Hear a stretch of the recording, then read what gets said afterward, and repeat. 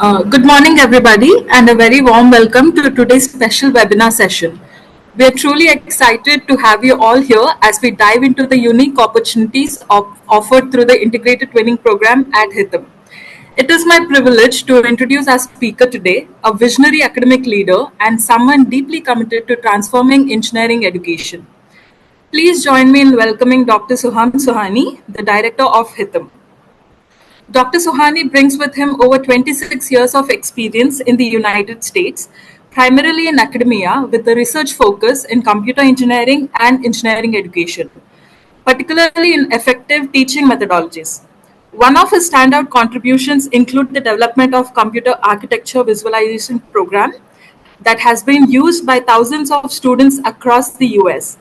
He has authored more than 40 peer-reviewed papers published in top journals and conferences, and his work has earned multiple BEST awards, including from ASE, IETE Technical Review. He was also honored with the Regents Distinguished Teaching Award at Oklahoma State University. Dr. Sohani is a senior member of IEEE and an active member of ACM and ASEE. He also serves on the board of AUCE and the Journal of Engineering Education Transformations, and is a program evaluator of EBIT, contributing to quality assurance in engineering education worldwide.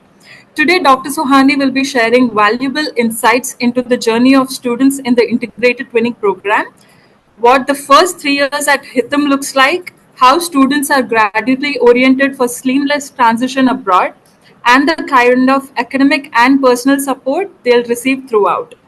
It's an absolute honor to have him with us. So without a further ado, let me hand over it to you, Dr. Sohum, sir.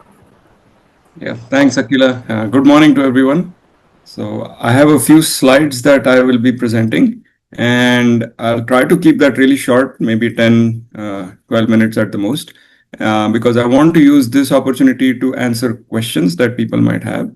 So we'll focus more on that. Hopefully you can see the slides in full screen mode. Can you confirm, Akila? All right. So the Integrated Twinning Program, as Akila mentioned, is a 3+1+1. It's a tripartite agreement that was signed after several years of effort working with JNTU as well as the three US partners. And so I'll give you some details about that. So one of the partners is the University of Alabama in Huntsville. And for those of you who may or may not know, the picture on the bottom left has the person from UAH. On the left, in the middle is the former Vice Chancellor of JNTU. And on the right in that picture is Prashant Arutla, our founder chairman for HITAM. So this is the only time that we are aware of that a VC of JNTU has gone abroad with one of the private engineering colleges to actually sign such an agreement. So it is historic in that nature. On the right-hand side, you can see one of the photographs of UAH. Like most US campuses, it's a beautiful, sprawling campus with red brick buildings and some modern glass architecture as well, manicured lawns, the kind of thing that you would expect to see in the US. In this partnership, we have an MS in aerospace engineering option and an MS in software engineering option. And I'll keep going through the slides real quick so that, hold on to your questions for now, and I'll take those questions in just a few minutes. So this second slide here is the photograph from the Milwaukee School of Engineering. Again, Katta Narasimha Reddy is on the left.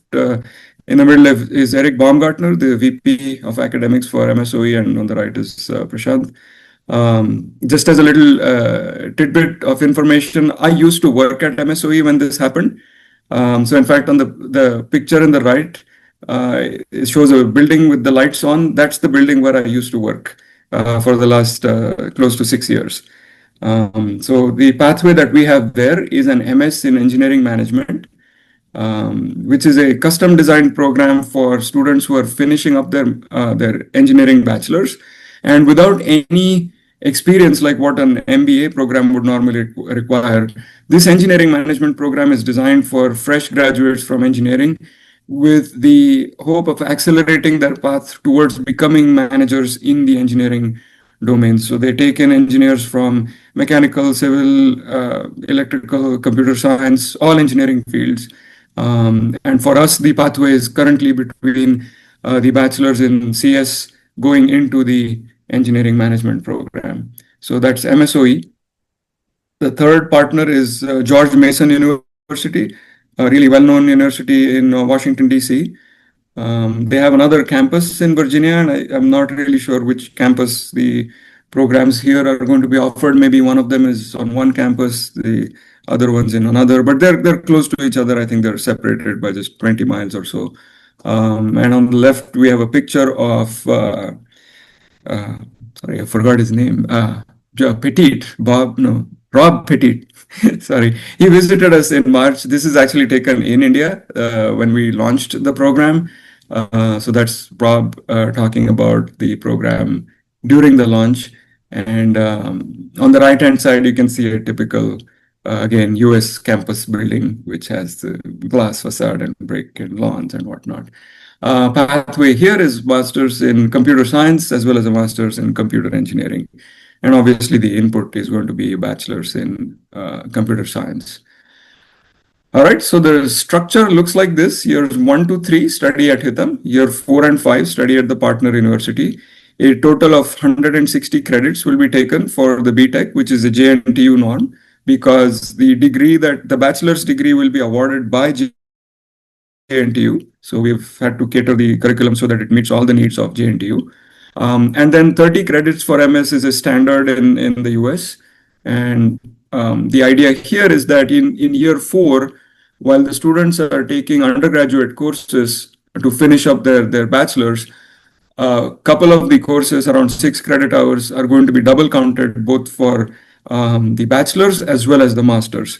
And that's why we can do it in 3+1+1, because essentially that fourth year, some of the master's courses are getting completed. The summer between the fourth and fifth year, some of our programs have some courses taken during that time. And that enables our students to finish up a master's degree in the remaining 1 year that we have, that is the fifth year of the program. So that's how the program is structured. Again, degree on the undergraduate side, the BTech is awarded by JNTU, and the master's is awarded, of course, by the partner university. Now, just one thing to note here, because it's an integrated program, the expectation is that students go through the entire 5 years and they finish both the BTech and the MS part of it. So JNTU has put in in the negotiations that were done, they've put in a condition that they will not be giving the BTech at the end of the fourth year, but the BTech will be awarded at the end of the fifth year when the master's is completed as well.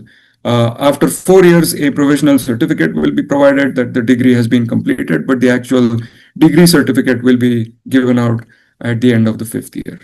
I'll go back one slide real quick and just mention that in that fourth year, when the students take courses in the partner university, those credits that they take there will then be transferred back to India to JNTU. So JNTU will accept those credits. All of those things have already been worked out, like what courses they're going to take at the partner university in the US, and how those actually translate to credits that are a requirement for the BTech degree from JNTU.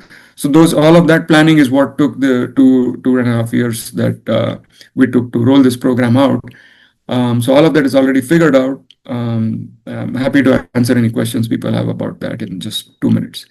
All right, so again, just a quick summary of all the degrees that are offered on the other side by the partner universities: an aerospace engineering master's, software engineering master's, engineering management master's, computer science, and computer engineering master's degrees, all 5 of which are eligible for the 3-year OPT because they are all considered STEM degrees. Even though the engineering management will be taught through the business school at MSOE, it has been approved for a STEM classification, which provides the 3-year OPT that is critical in case the H-1 visa is delayed. On the BTech side, we have an intake into computer science and engineering, or CSE, and the other one is mechanical engineering, which is the pathway to aerospace. The qualifications required, you have 10+2, of course, required with mathematics, physics, chemistry as core subjects. They preferred overall score of 70% or above.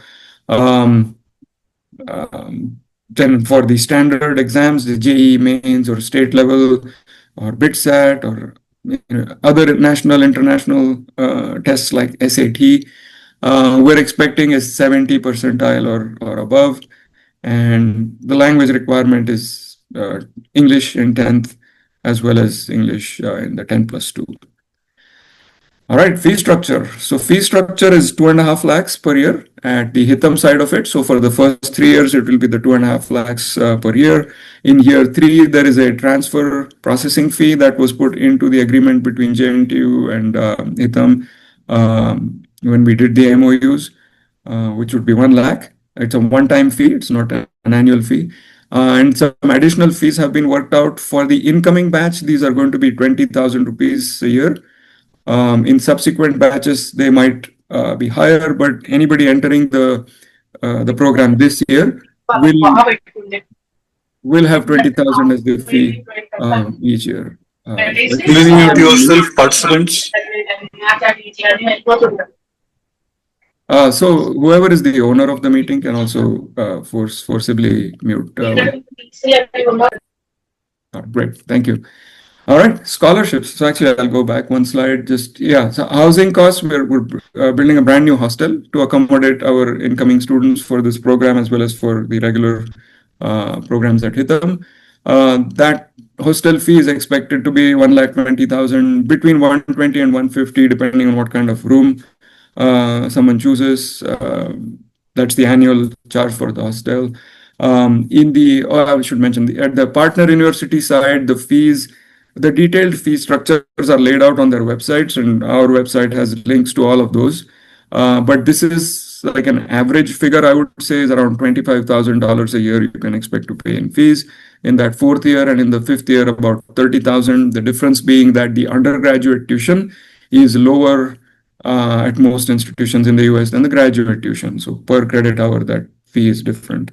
Housing costs, I would say approximately around $10,000 a year in the US, and meals, depending on whether they sign up for a meal plan or however they do it, 6,000 a year. So again, there is some variety between the fees. Not all the partners are charging exactly this amount, so we put sort of an average amount there. And again, as I said, the housing and food costs are totally dependent on the student. If they're renting an apartment by themselves or if they're living on campus in the dorm in a non-shared room, the cost obviously will be higher. If it's a shared room, it will be lower. So those details you can figure out from the partner universities, their websites, as well as their people will be available to talk to you if you have questions. We're excited to get good, qualified, meritorious students. So we're offering a 50% scholarship on our side. Again, we don't have any control on scholarships that are offered on the partner university side.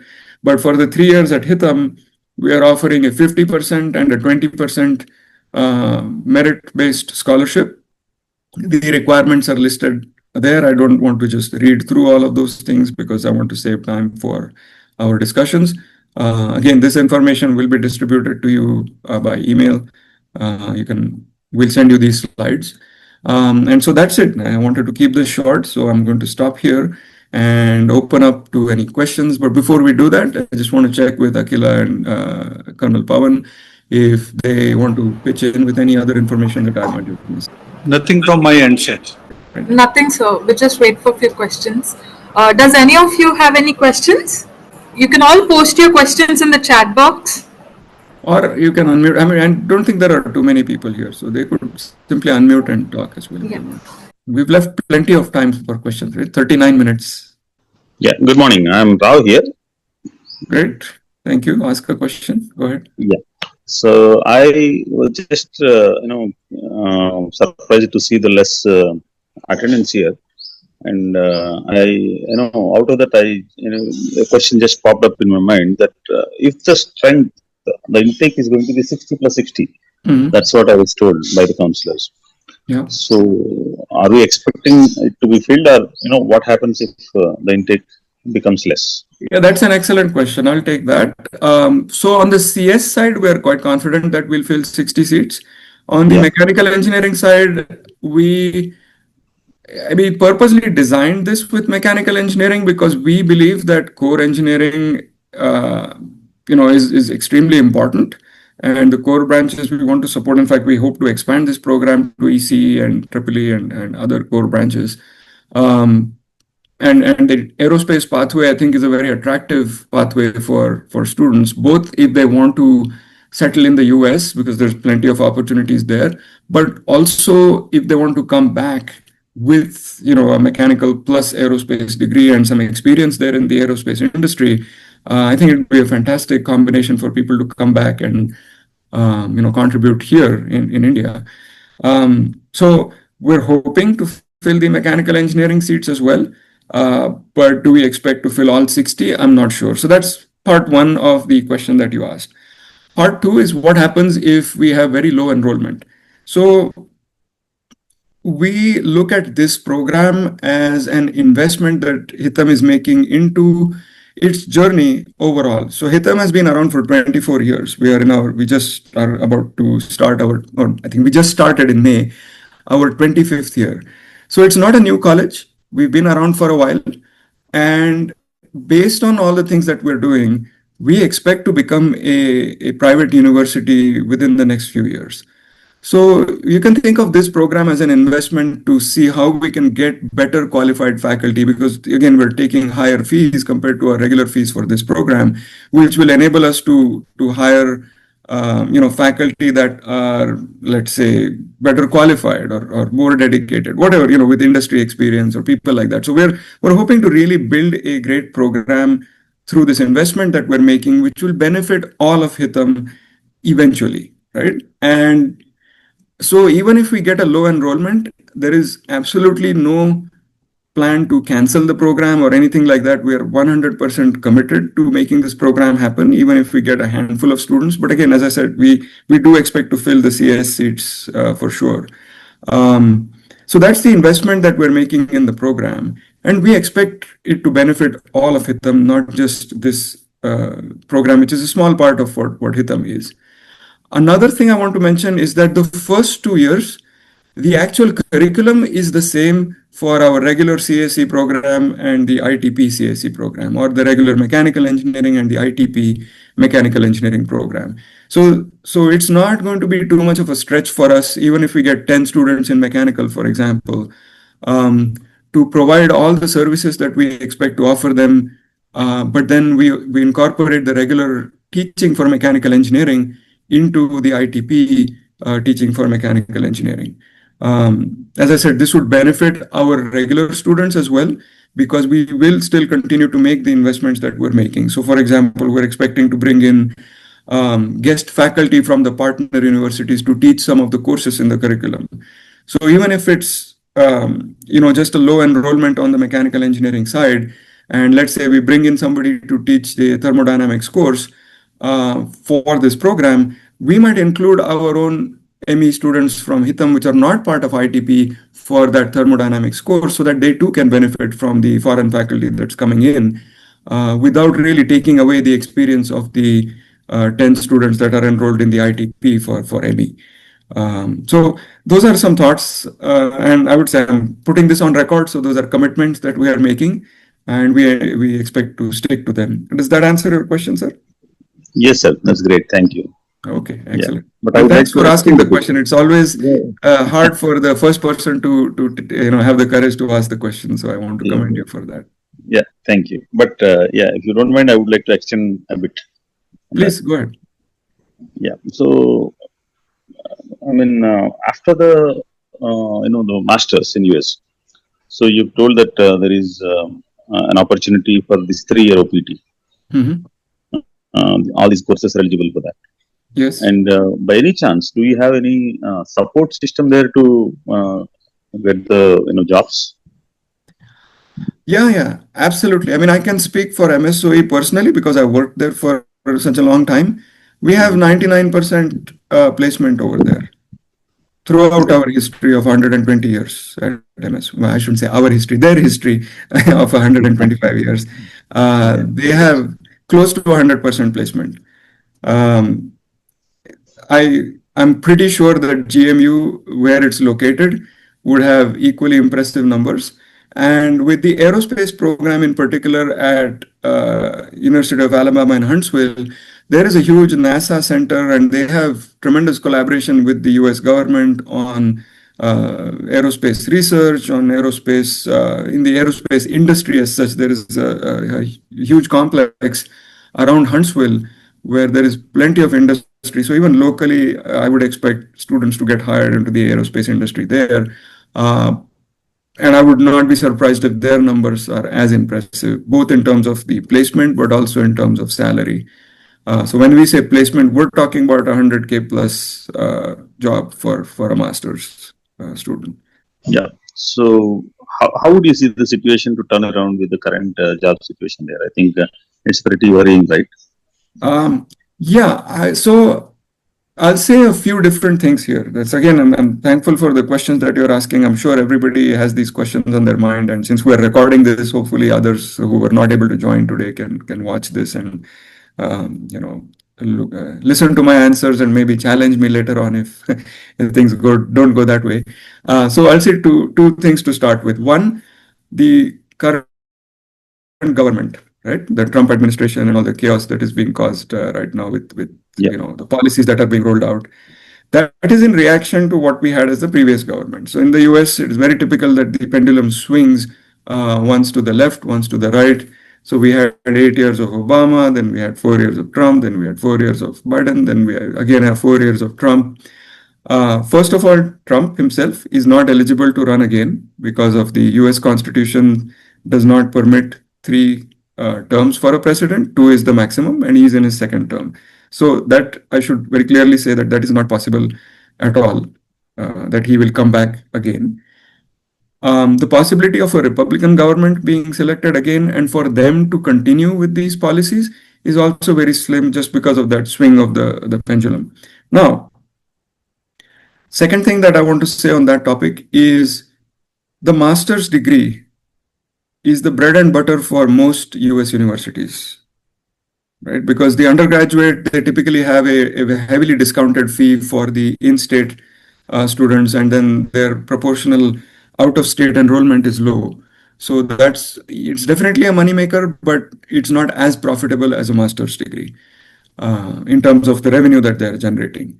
PhD programs are not moneymakers at all because most PhD students get a stipend. They get generally a tuition waiver that comes with the stipend. So PhD programs don't make any money for typical US universities.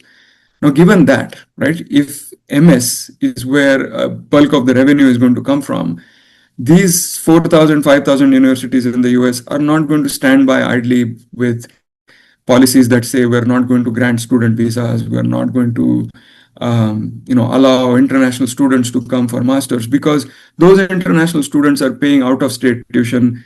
They're often paying additional for being international students.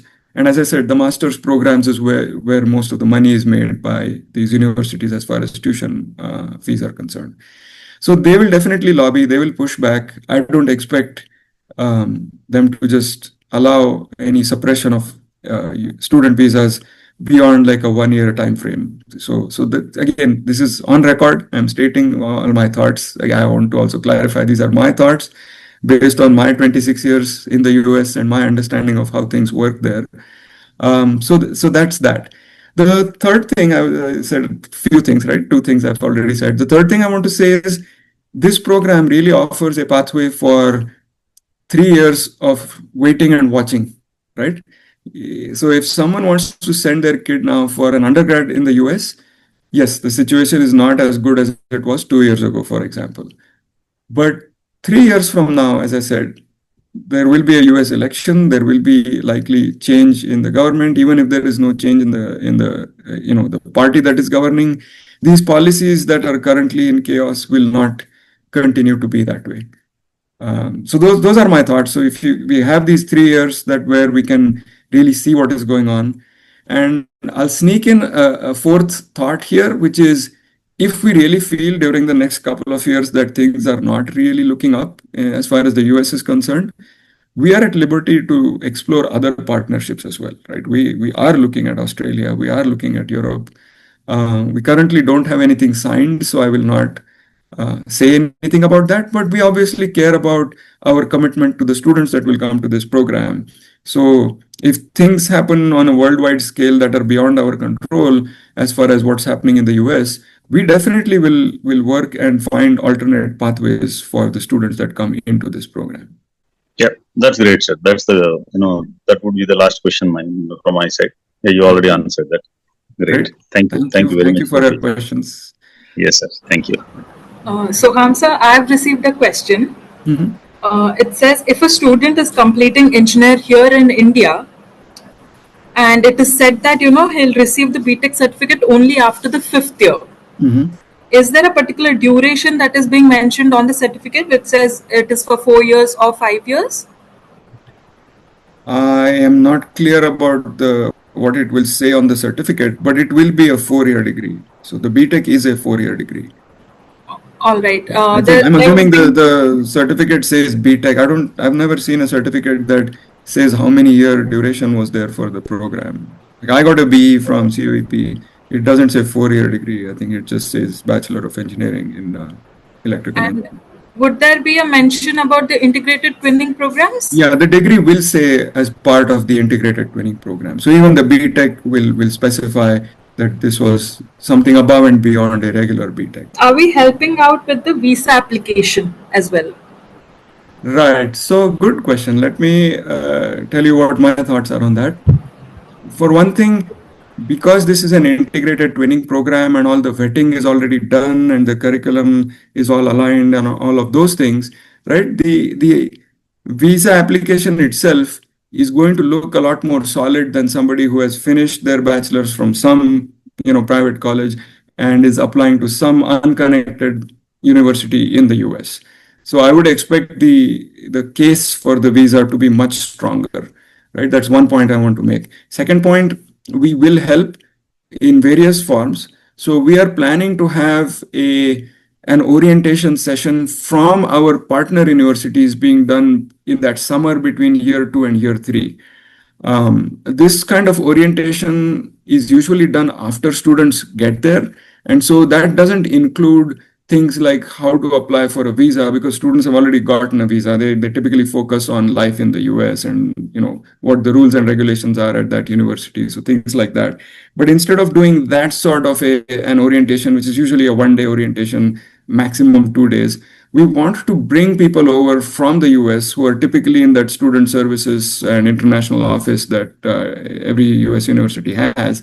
So we want to bring those folks here for like a week-long orientation, acclimatization sort of a program where they would explain a lot of things in terms of what is an I-20, which is the document that is required for getting an F1 visa.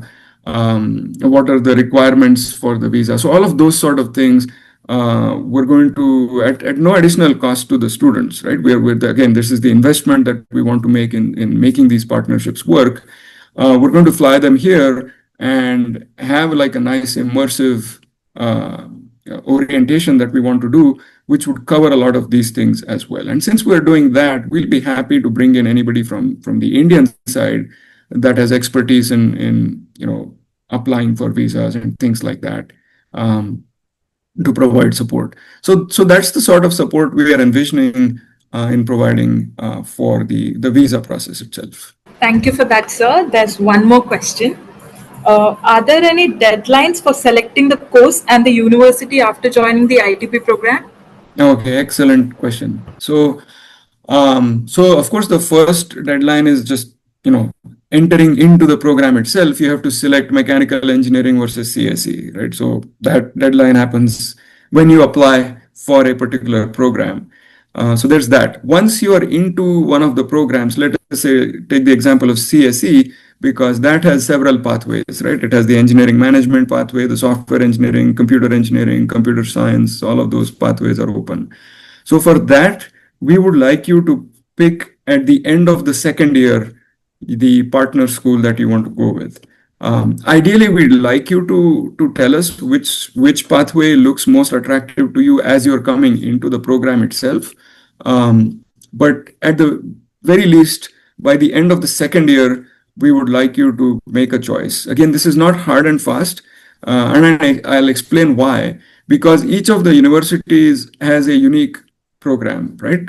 Whether it's computer science at George Mason or computer science or software engineering at UAH, it's going to be slightly different. They might have a different emphasis. Some might. So I know George Mason has a strong focus on cybersecurity, although the degree is not called cybersecurity, but they have great strength in that area, nationally and internationally. So if that is of interest to a student, I would then expect that in the third year, when they are taking their elective courses, that we can align those courses that they are taking with the pathway that they have chosen. So there's that aspect to it.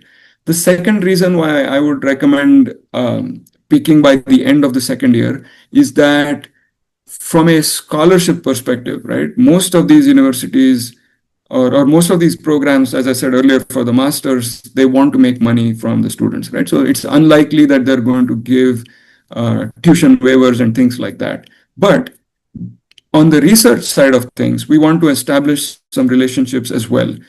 And if we can get some partnerships going with like a joint center of excellence between HITAM and one or two of the partner institutions, then if a student is working on a research project, for example, in that center of excellence, and through that process, they get to know the students, the graduate students, the PhD students, as well as faculty member on the other side at that partner university, then there is a chance, I'm saying, that for the masters as well, the professor might have external funding, which is quite common in the US through the National Science Foundation or the Department of Defense or something like that.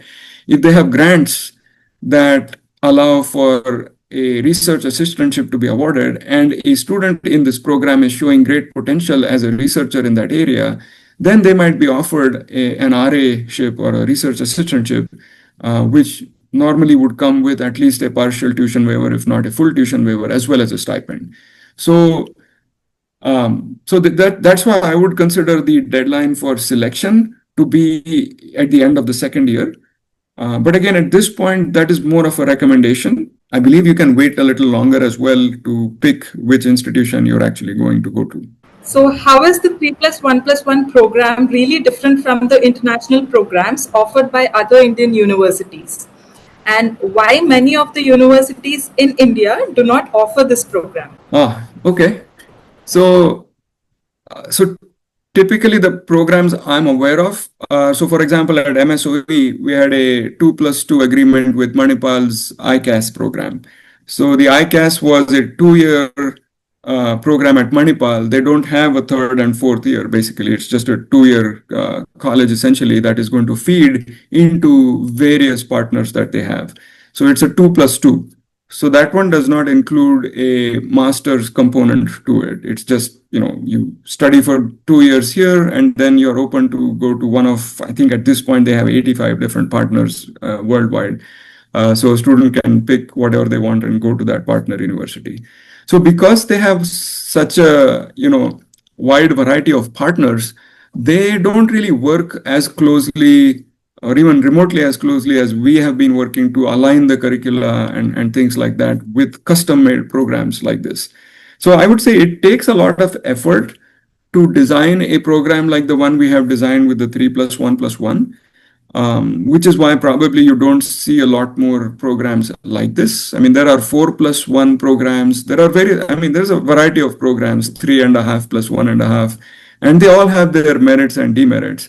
I think the unique thing about this one being a tripartite agreement with JNTU as well, I think it was very thoughtfully done. And again, I don't take any credit for this because this was all done before I came to HITAM. As I said, I was on the other side when this was being worked out. But I think a lot of care and thought was put into building these programs, along with JNTU's support as well. And that's what sort of makes this program unique. And as I said, because it took so much effort and in some cases, just sheer luck as well that, a partner university agreed or was interested in working with us on this program. That's why this is not as common. I would say. One other advantage I would say is that the BTech is from India, right? We now see, again, I'm casting a wide net here in terms of what thoughts I'm projecting. But from my own personal experience, right, after 26 years in the US, I came back to India for personal reasons as well as to a certain extent professional reasons. And I'm seeing this trend among my friends as well, people from my generation, but also people from the younger generations thinking about, I'll work in the US for a few years, but I like culturally, I like India more. I don't feel as isolated in India as I would in a foreign country. For various reasons, I'm seeing, and of course, the quality of life is going up in India. If you look at the pay parity metrics and all of those kind of things. In fact, my nieces and nephews are prefer to work in Bangalore than going to the Bay Area at this point. So I'm seeing this trend of people wanting to come back to India. And from that perspective, having that BTech that is from JNTU, again, a reputed university within India, I think that carries a lot of weight. And that combination of this BTech from here, the master's from there, and then saving that 1 year as a 3+1+1, getting things done in 5 years rather than a 4 plus usually 1.5 to 2 years for the master's, brings about a lot of advantages, which again sets us apart in terms of what our program is. So, I mean, if I were to, babble for a longer time, I could come up with several other differences, but these are the ones that come to my mind. And Akhila and Pawan, if you want to, if there are things that I haven't mentioned, feel free to talk about this topic as well.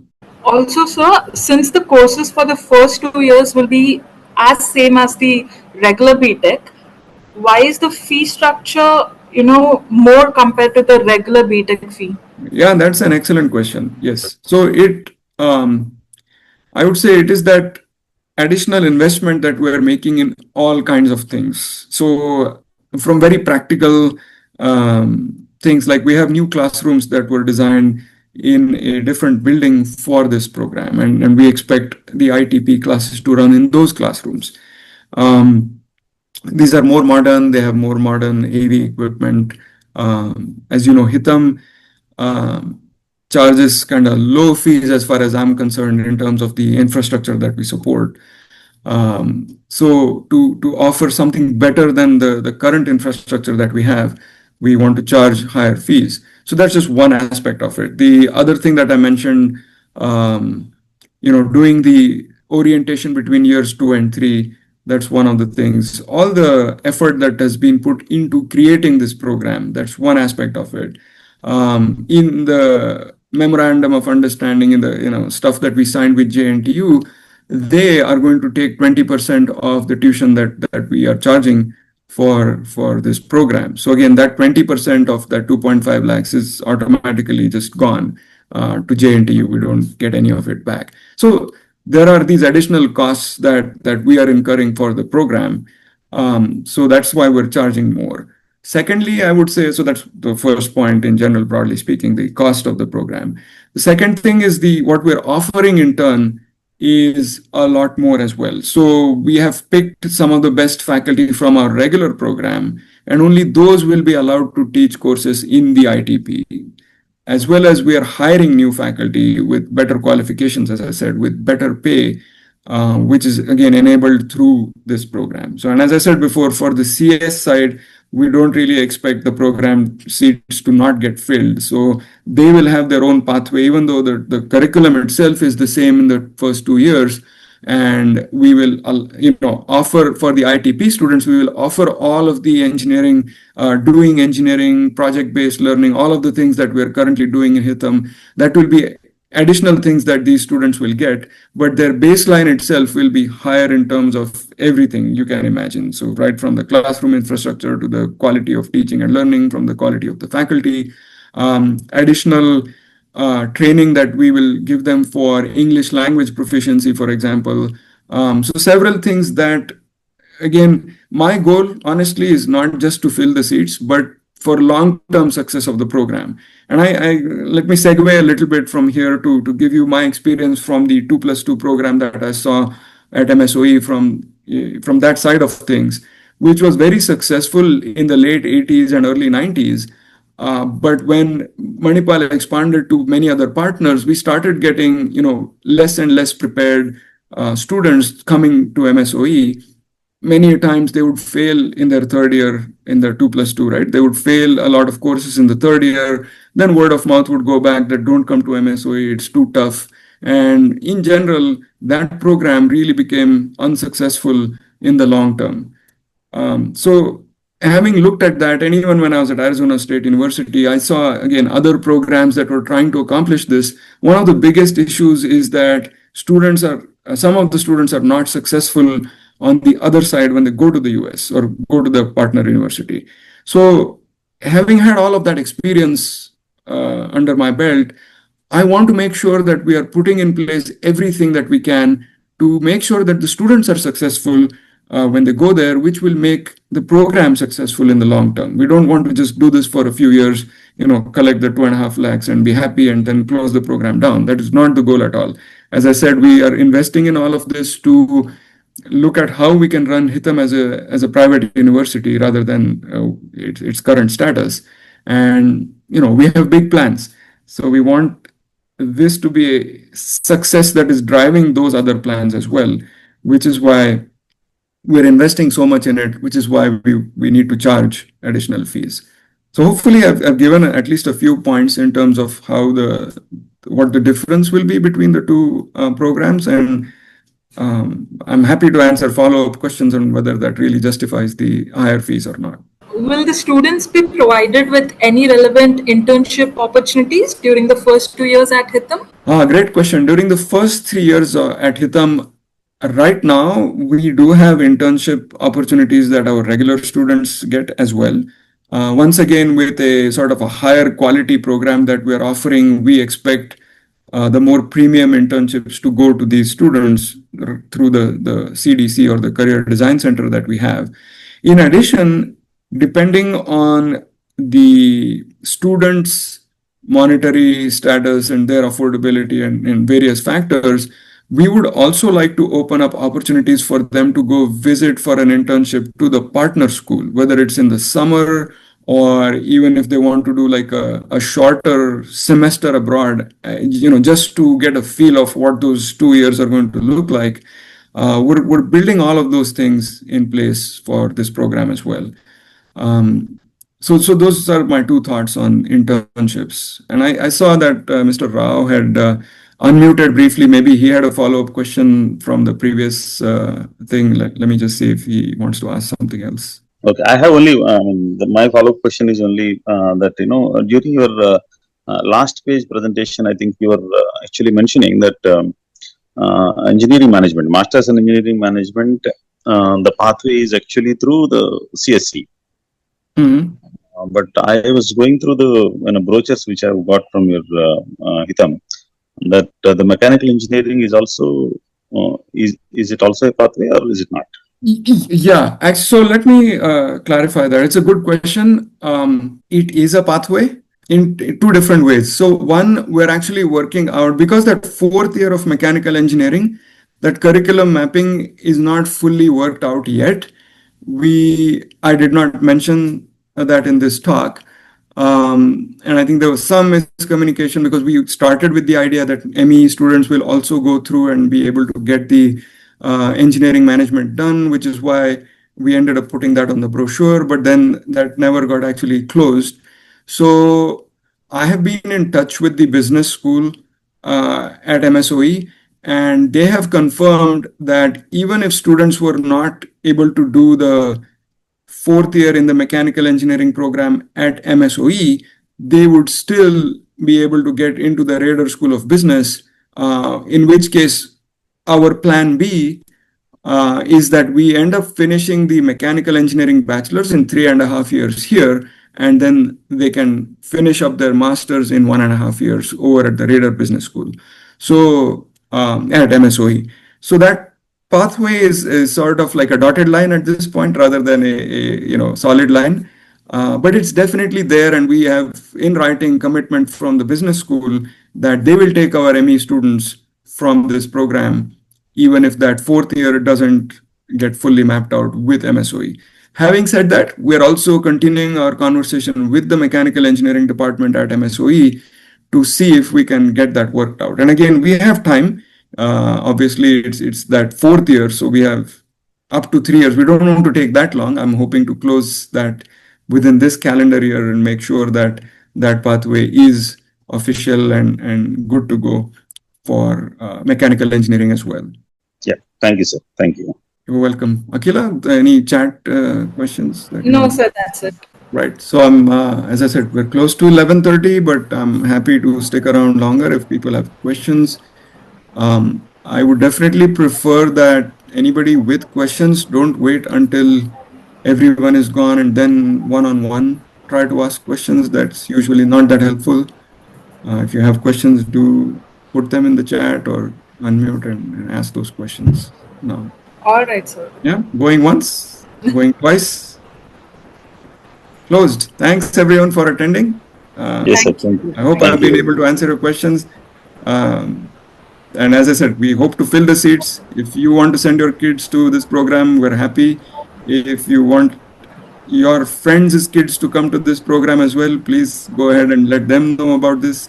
Being a brand new program, we obviously are putting in a lot of effort to advertise, but until it gets established, that word of mouth will be important to us. So we thank you for your support in that as well.